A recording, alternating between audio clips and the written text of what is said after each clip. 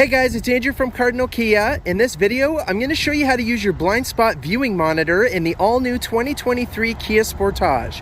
I have in front of me here an X-Line Limited all-wheel drive in snow white pearl. Let's get started.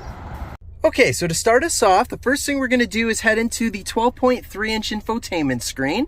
So you can either push setup at the bottom here when you have the media buttons showing, or from the main screen, we can swipe to the left and hit setup in the bottom right corner.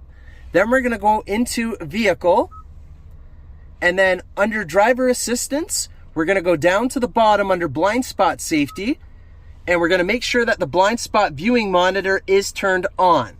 So with that on, now if we were to go to put our turn signal on, because we have the 12.3-inch digital instrument cluster, you're going to see it's going to bring up a camera view of alongside the vehicle on the side you're putting your turn signal on.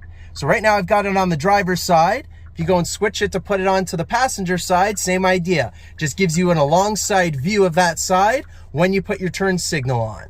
Now, right now I happen to be on the Classic B theme because that's my favorite, but it doesn't matter what theme you have it on, it's still going to pop up even if it was the dynamic theme. And if for any reason you didn't like that and you found it distracting, you don't want to use it, you just go ahead and make sure that it's unchecked, and then that way it won't come up. Otherwise, you do want to use it, and I suggest using it. It's a great little feature, and that's how you do it. Thank you very much for watching, guys. Please hit that like button if you enjoyed this video, and please consider subscribing if you're enjoying our content. Also, all of our social media links are in the description below. Thanks, guys.